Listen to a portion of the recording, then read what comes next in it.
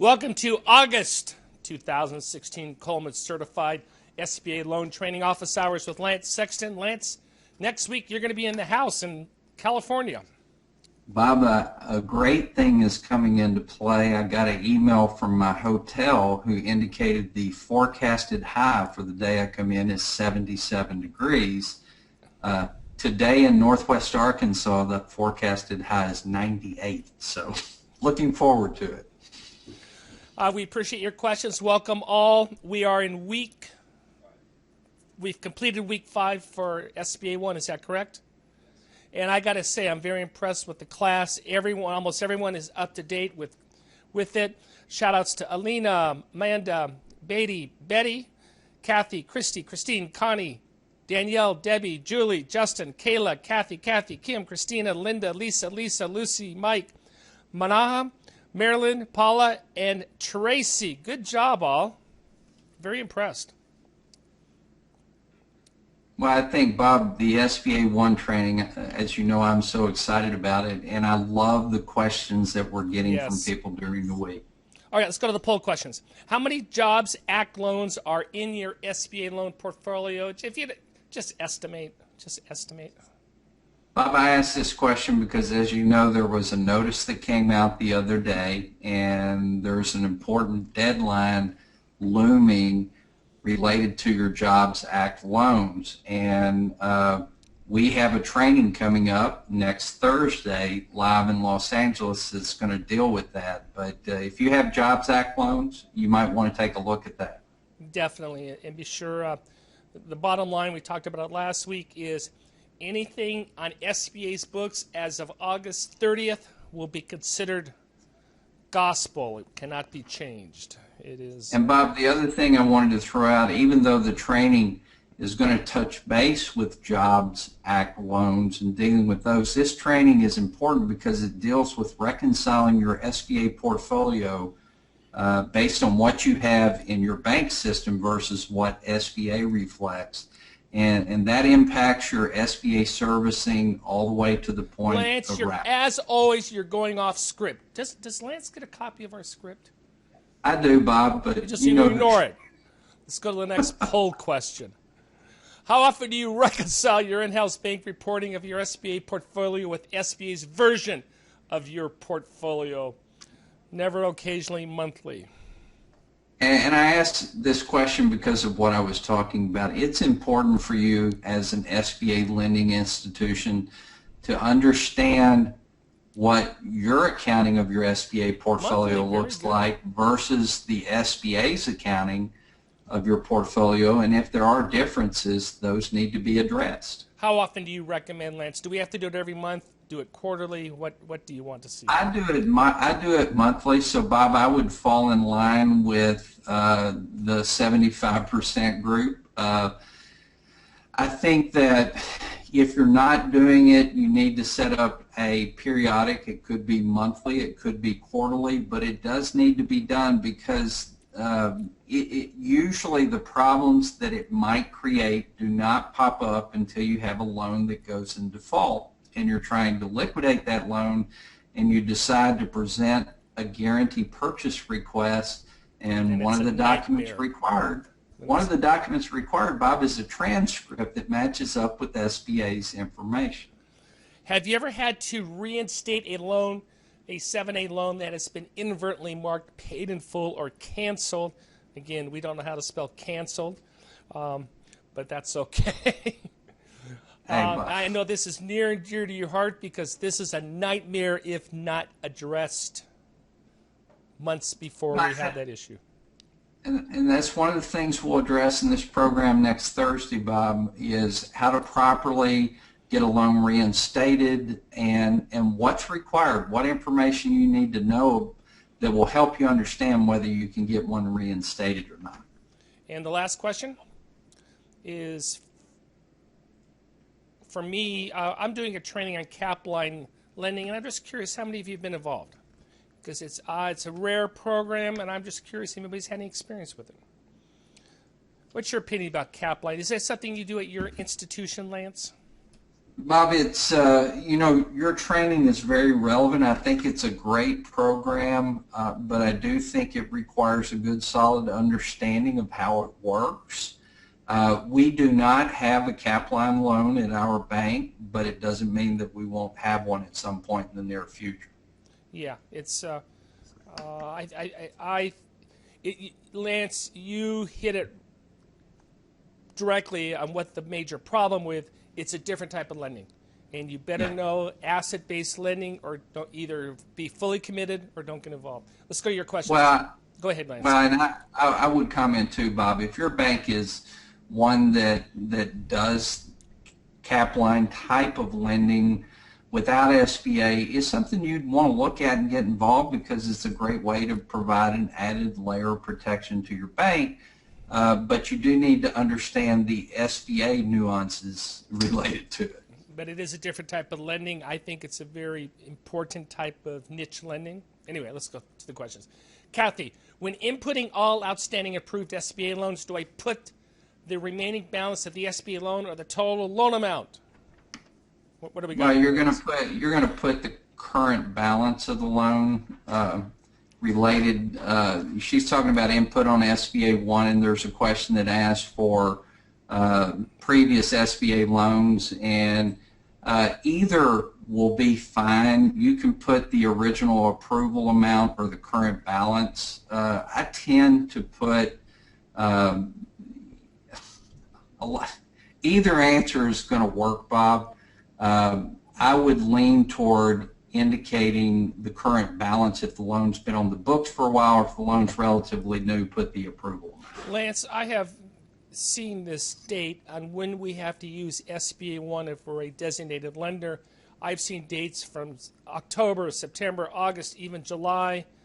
Do you know what the current status is? I have not seen anything other than the confusing array of dates that you've indicated.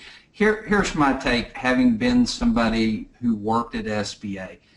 My expectations is probably really going to occur on September the 30th. Yeah. And that's the end of SBA's fiscal year. You'll note when we get a change in the SOP, it usually happens shortly after the 30th. Changes in loan programs usually happen on October 1st when the new fiscal year starts. So my guess is September 30. So my take is, if you're a designated lender, i.e. a PLP lender, you do not have to use SBA 1 for GP loans today.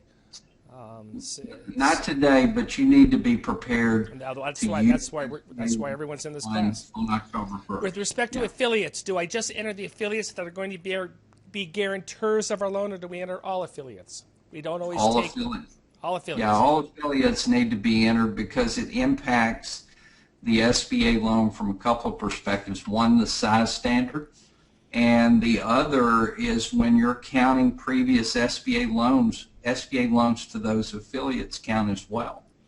When there is a change of ownership, and the third page of the 1920 needs to be completed down at the bottom, it asks about a loan broker. If we are paying a broker for bringing the loan to us, do we put their information in there? Yeah, you're going to include the loan broker information and the fee that's paid, and of course you're going to have to complete a SBA 159. Now, if you're using SBA 1 and you properly put the information in there, it'll create the 159 for you. Christine, I have a loan where a customer is purchasing a business property. The total loan request is $195,000. The total purchase price is $260,000. They're getting a seller's note for $65,000 on a take-back, which is 25% of the purchase price. Does SBA require us to get a standby agreement, and if so, for how long?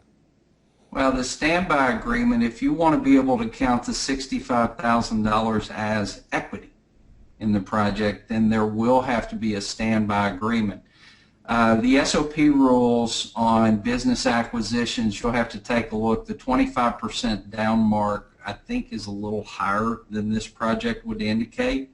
But in this case, if I were underwriting this loan, I'd want the standby in place. Now, the standby is for the life of the loan. So when a standby agreement is prepared, it's normally for the full life of the loan, although standbys can be released. It goes back to prudent lending decisions. If your small business gets on its feet, cash flow is good, it's very clear that debt coverage, your debt coverage ratio will be fine with both the SBA payment and repayment of the owner carry.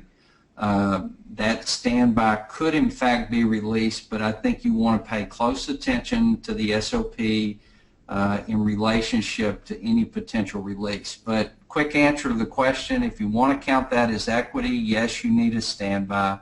And normally the term of the standby is for the full term of the SBA loan. Christine, I wouldn't do the loan as structured. This is 100% financing. SBA does allow 100% financing, so I call it what it is.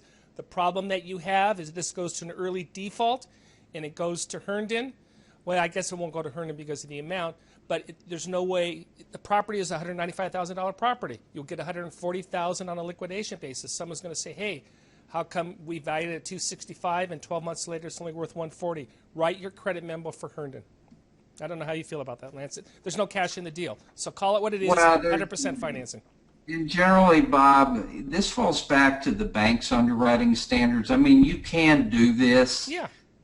This would fall under the express category. So if your bank would allow 100% financing with the owner's portion, you can do this as an express loan. My structure on this probably would include at least 10% down from the actual purchaser and 15 or 20%. I want 20 grand. If I have 20 grand in the deal, then I feel better. I want something in the deal. There's nothing in this deal. But Bob makes a beautiful point about underwriting SBA loans. If your bank would normally want a down payment, then you want to get some, as I always say, skin in the game from the buyer.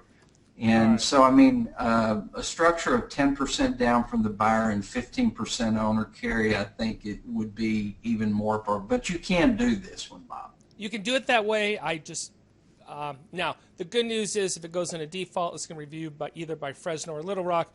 They have a much lower standard review. But if it's 100%, look, if it's 100% financing, call it what it is. Don't play games with it. Okay, this was a fun article I wrote on Monday about Eugene Kleiner, founder of Fairchild, a big venture capitalist, and he wrote about Kleiners Laws. How this came up is, I don't write about it, but I love what's going on with Tesla and Elon Musk because the guy is not paying attention to his core business. And for lenders, when you're dealing with an entrepreneur who's all over the board, be careful. I'm not talking about someone who owns a Wendy's and then they want to have a hotel.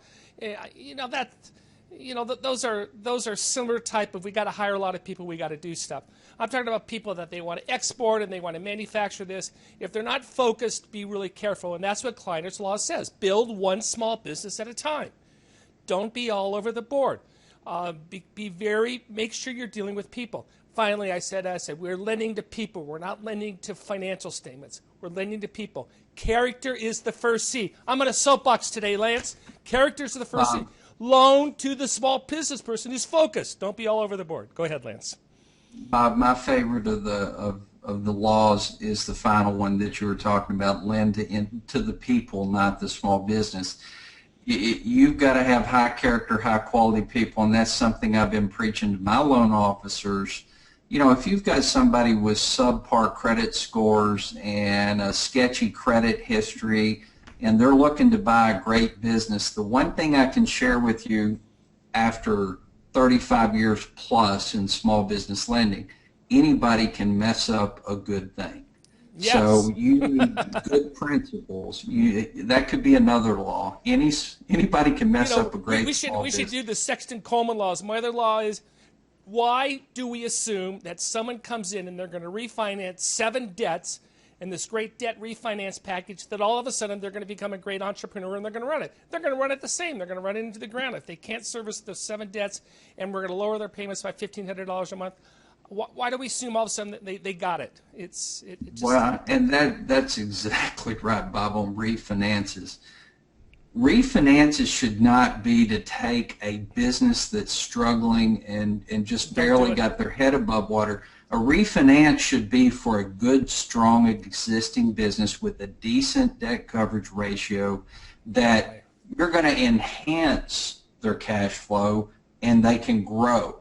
It's not to save somebody, it's to help somebody Classic grow. debt refinances, we're going to give them a $500,000 working capital line, and we're going to take care of all this other stuff.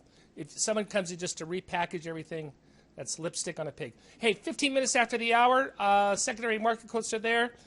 Thank you all for joining us. I hope this is worth your time. Please keep on bringing the questions. And that concludes Coleman's office hours next week, live from La Cañada, California. I look forward to it. Thank you.